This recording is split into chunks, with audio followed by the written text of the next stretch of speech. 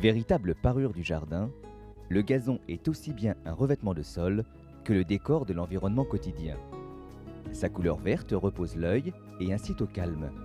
L'espace qu'il dégage assure la mise en valeur des différents massifs composant le jardin. Longtemps assimilé à de l'herbe, le gazon est devenu un acteur à part entière dans le jardin.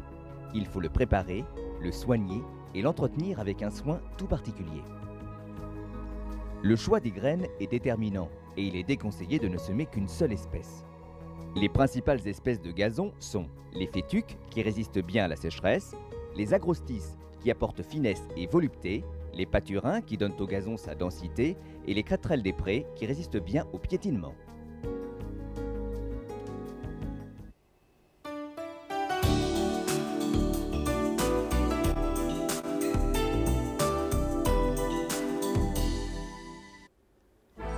Pour qu'un gazon se développe correctement, le support sur lequel il sera planté doit lui permettre de développer son système racinaire, de boire, de respirer et de s'alimenter en éléments fertilisants.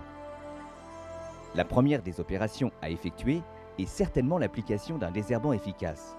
Cette opération peut avoir lieu dès le début du chantier. L'utilisation d'un produit polyvalent, biodégradable, assure à l'utilisateur un résultat efficace et durable qui respecte l'environnement.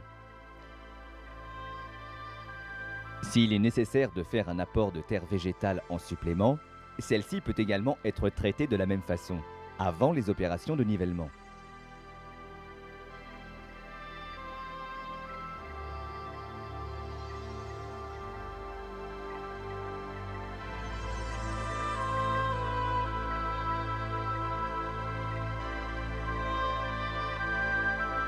Après les opérations de nivellement, le sol doit être décompacté, à la pioche pour de petites surfaces ou à l'aide d'un outil mécanique pour des surfaces plus importantes. L'idéal serait que ces travaux soient réalisés avant l'hiver, de manière à profiter de l'action conjuguée du gel et du dégel qui ameublit la terre au printemps. Le sol est soigneusement débarrassé de toutes les pierres qui se trouvent en surface.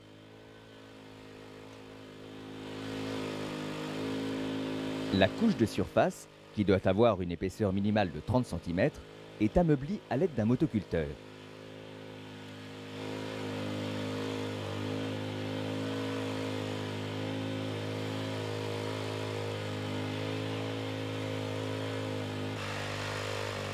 Si la terre est lourde, on pratiquera un amendement à l'aide de sable ou de tourbe afin de lui donner du liant et d'augmenter son pouvoir de rétention d'eau.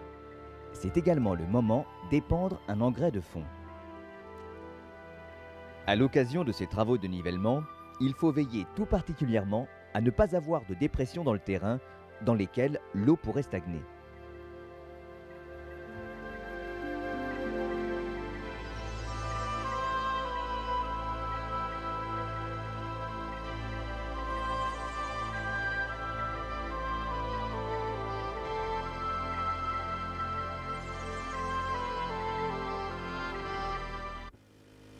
Le sol est ensuite travaillé en surface au motoculteur et une nouvelle fois débarrassé des pierres ou racines remontant en surface. L'ensemble de la surface est ensuite aplani et mis définitivement en forme.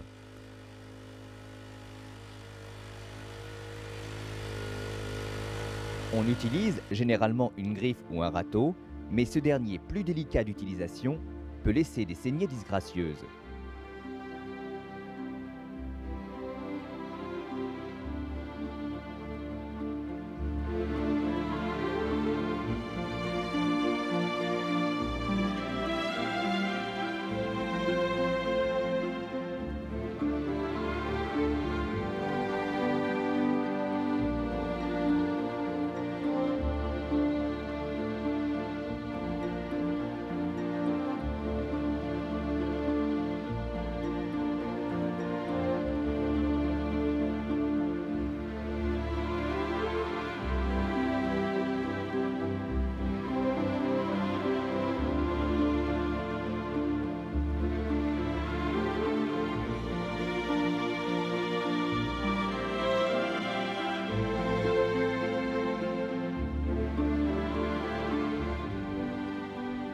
Le passage d'un rouleau va aplanir définitivement la surface qui va être prête à recevoir la graine.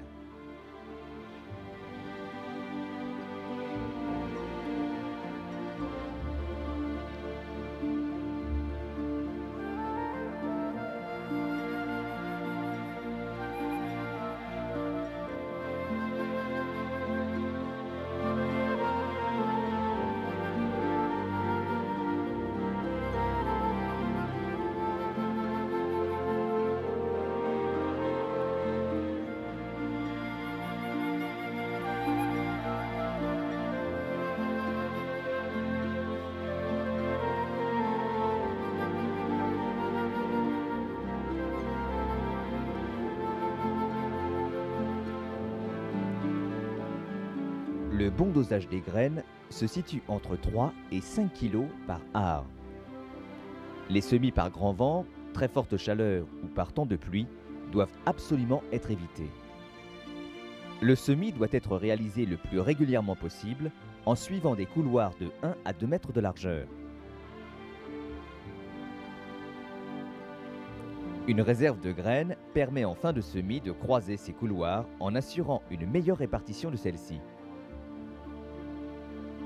L'utilisation d'un épandeur de type épandeur à engrais est une excellente solution.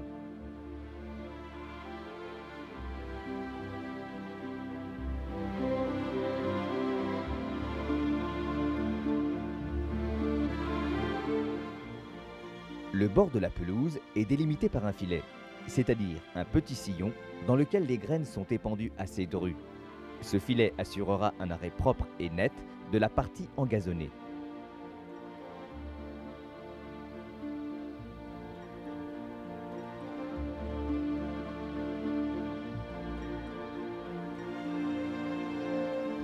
La semence est enfouie à l'aide d'un léger coup de râteau ou de griffe en ne travaillant pas en profondeur dans la terre.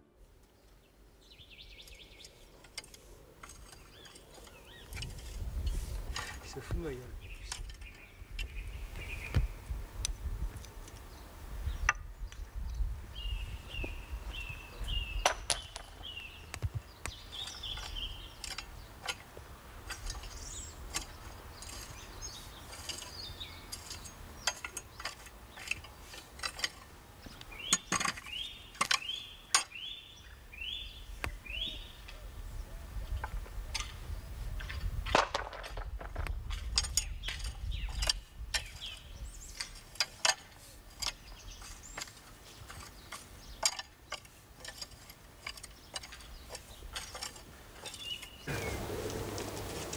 La dernière opération consiste à passer le rouleau sur toute la surface semée afin de mettre la graine en contact étroit avec la terre, ce qui permettra une levée régulière.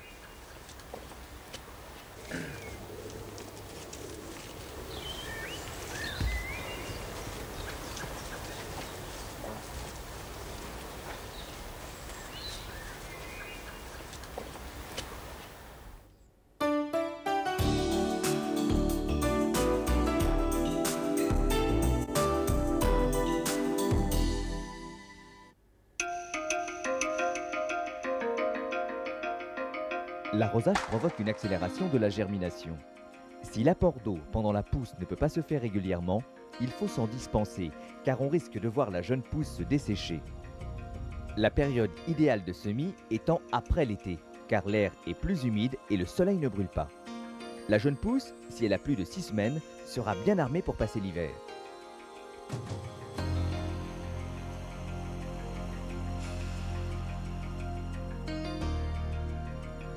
L'utilisation d'un engrais spécial pour jeunes gazons est fortement recommandée 1 mois après la levée.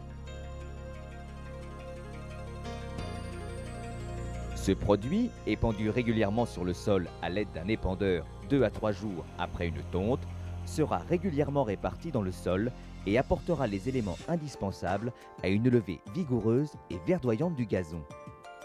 Les périodes les plus propices sont le début du printemps, de mars à avril, et le début de l'automne, de mi-août à octobre.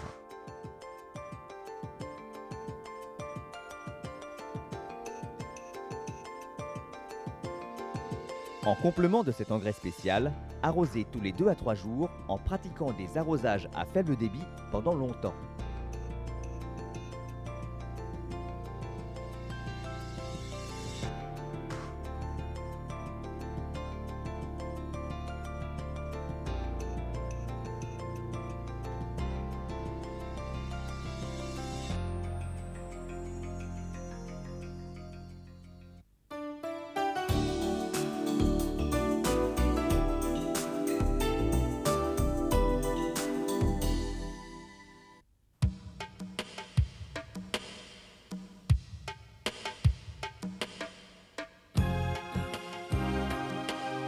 Bien entretenue, une pelouse embellit régulièrement et peut durer très longtemps. Les opérations d'entretien ne se limitent pas à la tonte et à l'arrosage. Fertilisation régulière et désherbage sélectif sont des garanties d'avoir toujours une belle pelouse.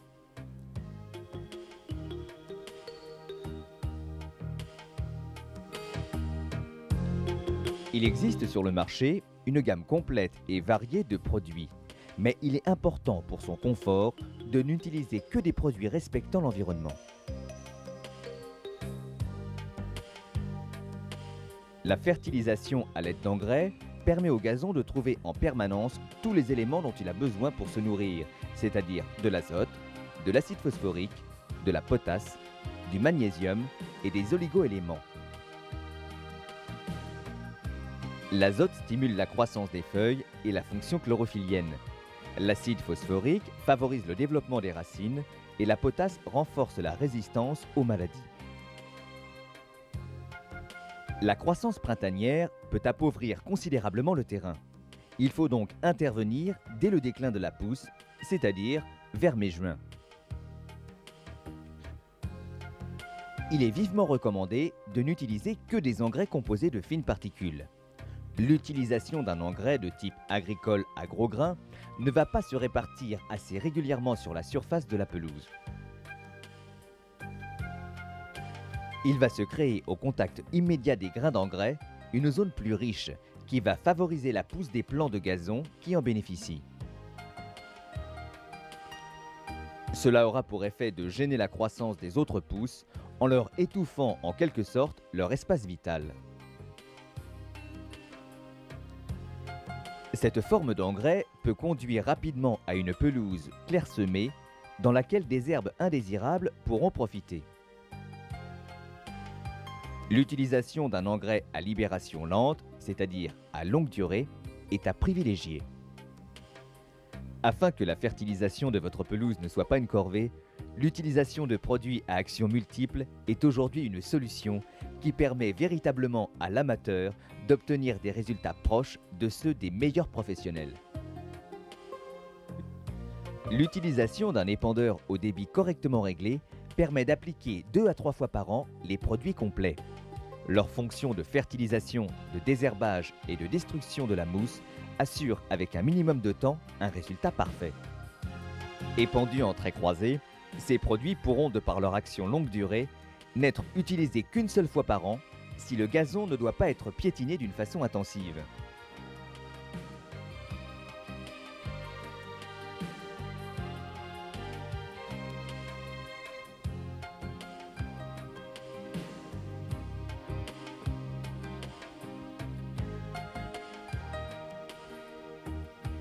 Les surfaces réduites pourront être traitées à l'aide de produits conditionnés en plus petite quantité et dont certains emballages sont de vrais outillages pratiques et astucieux qui permettent de n'utiliser que la quantité nécessaire, ce qui est une source d'économie et de réduction de la pollution.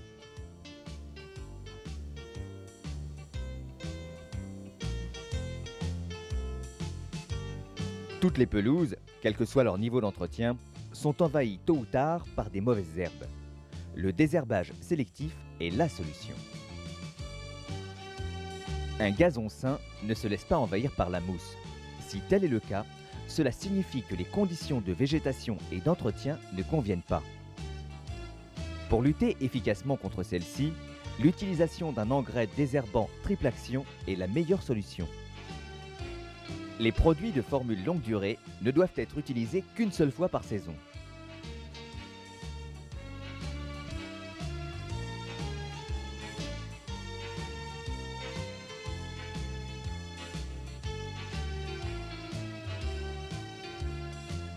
Les causes les plus fréquentes d'invasion d'un gazon par la mousse sont un mauvais drainage, un sol pauvre, une ombre excessive, une acidité trop importante, des tontes trop rases, un feutrage important et un entretien insuffisant. Dans la plupart des cas, il est possible de lutter efficacement contre la mousse en agissant directement sur l'une ou l'autre de ces causes. Élaboré par les établissements Fison, Eradimousse D, composé spécifique à base de cynamide calcique, détruit les mousses qui étouffent le gazon et corrige l'acidité du sol, propice à un nouveau développement des mousses. Appliqué une seule fois par an, 2 ou 3 semaines avant le début de la végétation, cette anti-mousse protège le gazon de l'envahissement pour de longs mois. Les mousses détruites doivent être retirées du terrain à l'aide d'un râteau. Si la plaque de mousse est trop importante, semez du gazon de regarnissage.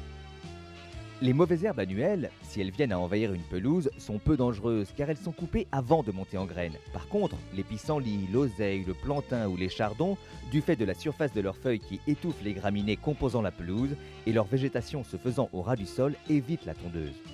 Sur une petite surface, où elles sont peu nombreuses, l'utilisation d'un désherbant liquide spécial gazon peut apporter des résultats satisfaisants. Il est impératif d'effectuer cette opération en pleine période de végétation, la circulation de la sève devant être active pour permettre la véhiculation du produit. La période la plus favorable se situe en mai.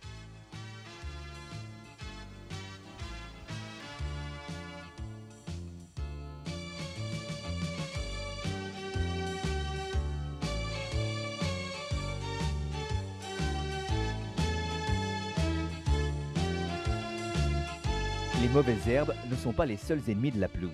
À l'automne, les feuilles mortes forment rapidement un tapis qui étouffe le gazon en créant un excès d'humidité qui favorise la croissance des mousses et des moisissures. Elles doivent être ramassées impérativement dès les premières pluies.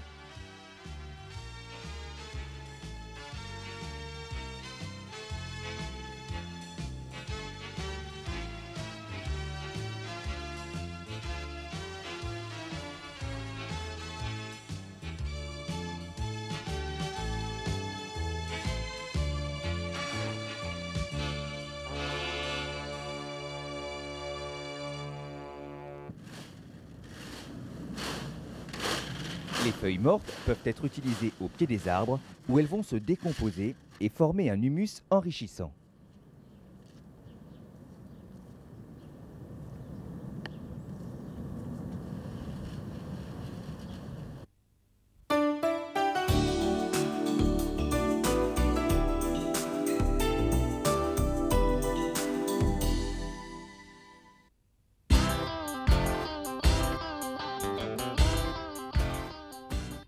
Les progrès accomplis ces dernières années permettent aujourd'hui d'utiliser d'autres méthodes que le semis pour réaliser une pelouse.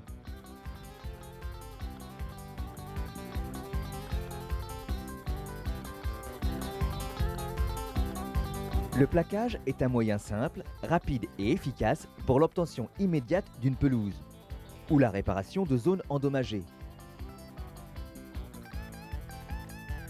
Plaqué en automne ou à la fin de l'hiver, le gazon développera des racines normalement dans sa nouvelle terre et sera solidement établi à la belle saison.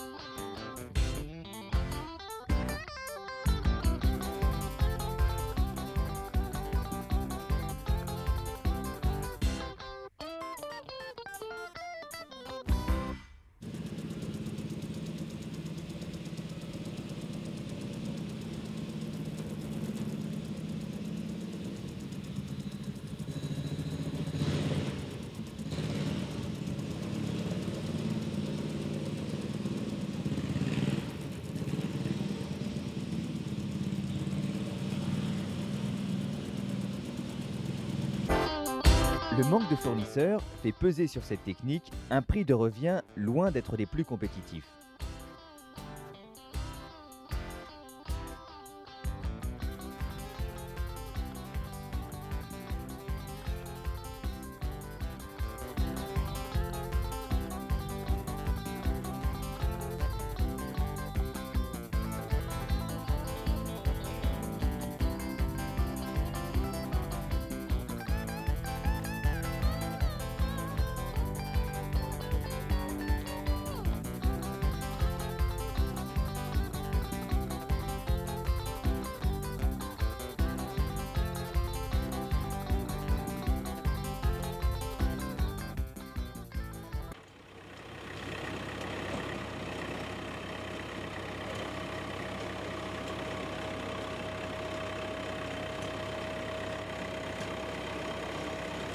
En gazonnière, le gazon pour plaquage est cultivé sur un sol très léger. Il est ensuite découpé avec une machine spéciale, de façon à ne prendre que le moins possible de terre, ce qui favorisera son enracinement lors de sa pose qui doit se faire dès réception.